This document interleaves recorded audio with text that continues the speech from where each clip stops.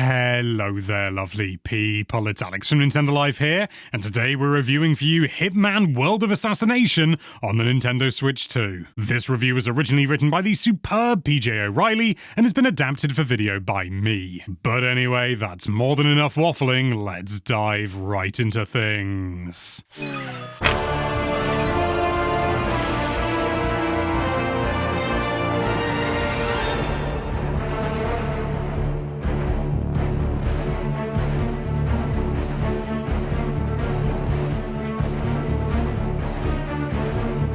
Hitman, a rebooted and resuited assassination spectacular that PJ once got in a spot of bother over. Never reveal that you're gonna kill Sean Bean in a computer game on social media, lest people mistake it for a threat. It's here, it's finally, and without the need for cloud streaming technology, made it to a Nintendo Switch console. This Hitman World of Assassination Signature Edition release features all the content that's previously released for a trilogy of games that just gets better as it goes along. So yeah, there's an absolute ton of games to get stuck into here, no worries at all on that front. There was a lot of scope for the maestros over at IO Interactive to screw up somewhere along the line here as well, with so many moving parts, gadgets, mechanics, overlapping narrative aspects, and audaciously big set pieces folded into a trio of huge adventures. This was a big task they set themselves. And so we are some lucky beneficiaries, as the result of all that hard work is dynamite from start to finish, with any potential screw-ups neatly avoided. The vibe is exactly where it needs to be for this trilogy, and exactly where it needs to be to wash the Absolution aftertaste from our mouths, not to mention those god-awful films. This is the good Hitman, the premium grade Hitman, and it's a perfectly judged vibe that's melded with the devs' best work yet when it comes to mission and level design across all three games. So let's start way back with the original Hitman reboot and work forward to Hitman 3's epic globe-trotting finale, shall we? The first thing to note, and one of the best things about how IO has approached these games since release, is that this World of Assassination Signature Edition sees all the games brought in line in terms of their controls and their audio-visual aspects. So you get a more seamless adventure, but it's also given them that timeless quality as far as games go in this regard, with the now 2016's first outing looking and playing as fresh as ever. This first chunk of reboot had the unenviable task of giving Hitman fans something approaching the halcyon days of the good old save-scumming trial and error working out for yourself Hitmans of yore. Never mind all the forced action sequences and linear rubbish of Absolution, us real hitmen wanted to die repeatedly to throw ourselves time and time again against the sharp and sometimes explodey edges of the great big puzzle boxes disguised as levels that we've got to run amok in here. We distinctly remember being astounded the first time we saw the Paris showstopper mission from this game, the first actual real-time sortie that the suited and booted Agent 47 is sent on. It's a mission title with a meaning for what IO has set out to do, and although the number of NPCs and the sheer amount of detail is much more commonplace nowadays, at the time this was one of the most audacious things we'd ever seen. What a spectacle, and what a treat to be able to freely walk around, examine and question, plot and plan in environs this spectacular. It reminded us in its pre-release demo form of Metal Gear Solid Ground Zeroes, and how it gave you everything you needed to know about the depth and intricacy of the full game, and luckily Hitman doesn't turn into half the mess Metal Gear Solid 5 did, whilst also being incredibly generous in that you could play it for days or weeks thanks to just how well designed it was.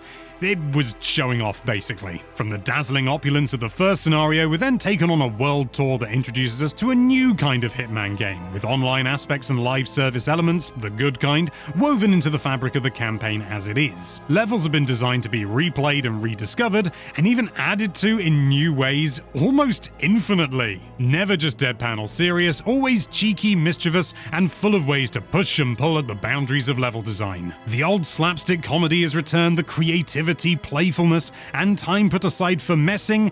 It's all just as important as garroting some fool in a dank corridor. Being a professional hitman has layers, and a lot of those layers involve dressing up in silly costumes and being a fool. From Paris to Sapienza, Bangkok to Hawke's Bay, this is a sequence of sandbox missions that only ever gets bigger, and in most ways better as it goes along. With controls and graphics now pretty much standardized across all three games, we then move seamlessly into the action of the sequel, which at the time of release at least sort of felt a bit like DLC. It was, of course, all part of a grander plan, and taken as part of a full trilogy contained within this version, it's an issue that's almost completely nullified. But if reviews were slightly cooler on this one at launch, we reckon it was mostly due to being so overbearingly familiar to what had come before. Not an issue of any sort if you're into what's on offer, of course. What this sequel does is give us a whole bunch more amazing locations to mess about in.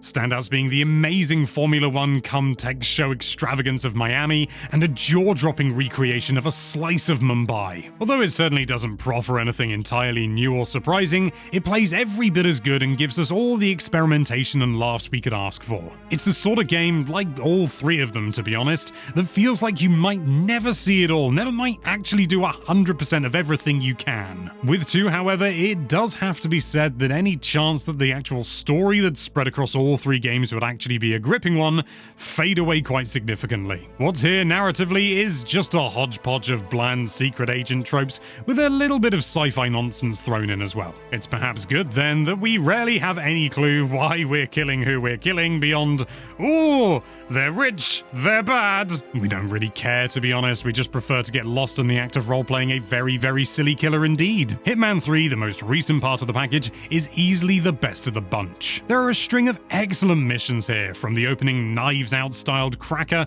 in a posh mansion full of liars to a Berlin bunker cum night plug that's jam-packed to the rafters of incidents and accidents just waiting to happen, and the opulence, again just straight up showing off really, of an Argentinian vineyard level that had us bowing to various video game gods. If you've not played any of these games yet, my goodness, you are in for a serious time. What a package. It's also an incredibly exciting prospect to be able to take all these grand missions, elusive targets, challenges, and escalation contracts on the go with a portable system that's actually capable of playing them. It is capable though, isn't it? The good news is that the game has arrived on Switch 2 in decent form overall. It's certainly very playable and looking the business. In handheld mode, we've got what appears to be roughly about 720p with an unlocked frame rate, whereas when docked the resolution is upped to around about 1080p.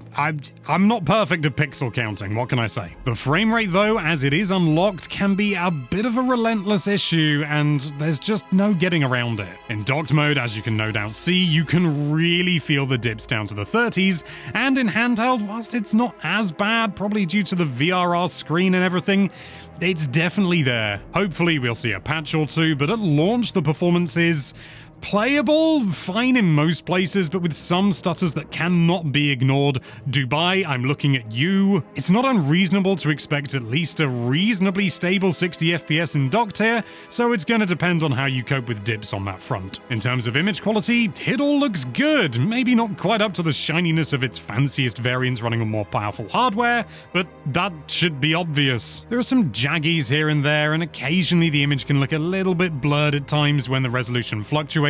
It's minor, but you know, it's there. Considering this variance though, it is such a shame about the frame rate issues, as in every other way this is a really impressive port. It's not gonna look as nice as if you were running it on a 5090 or something like that, but it's still up there. Remember, this is a portable 10-watt device. Another and potentially bigger issue though, depending on how online you are, is that the game seems to save your progress for online and offline activities separately. This means that if you're going portable without a connection to the internet for a time, you won't carry over your progress to the online save file, and vice versa, which...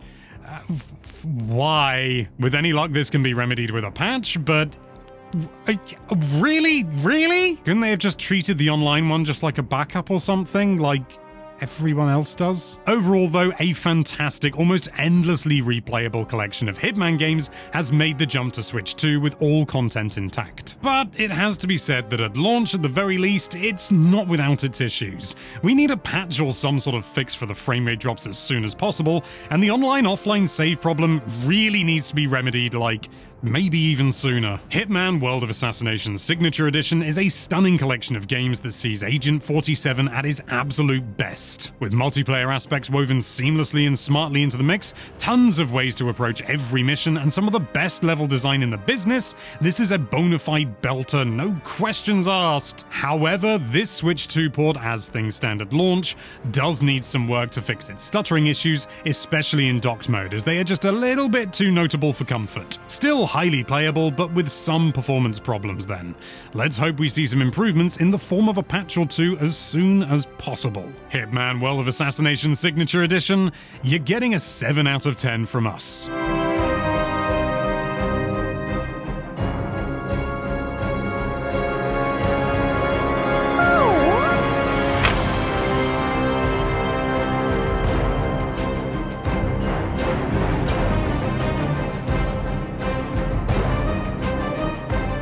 You've reached the end of the review. That means it's time for Alex's personal thoughts, and I don't have a lot to add, to be honest. I think PJ's nailed it. It's an incredible...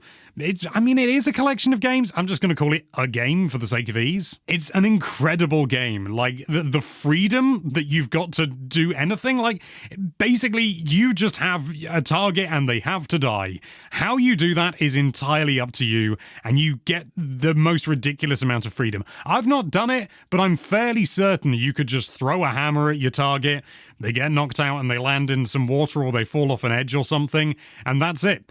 Game over. Like, there's a lot of scripted stuff as well, but you can just do what you like. Like, I found, like, an explosive golf ball, and I found out after I'd completed the mission that there's, like, you could just get the target to hit the golf ball and it would explode. That makes sense. That's not what I did. I locked both targets in a room and just threw it on the ground at them, and they went pop at the same time.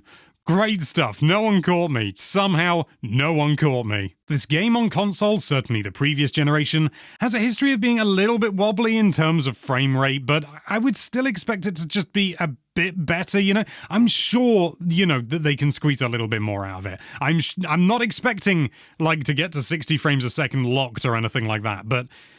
could just a bit better, just a bit, just more consistent as much as anything. I'd take a locked 30 frames a second mode, to be honest, just for the consistency. I know that's not taking full advantage of the Switch 2, but, just to have that stability, it's nice as an option. But having said all that, once you're in the mix deep into the game, it looks stunning. Like, every still you can take of this game, as far as I've been able to tell, looks incredible. It's just some of those stills hang around for longer than they're supposed to. But it is good. It is good. It just needs some work. Come on, IO Interactive. I know you can do it.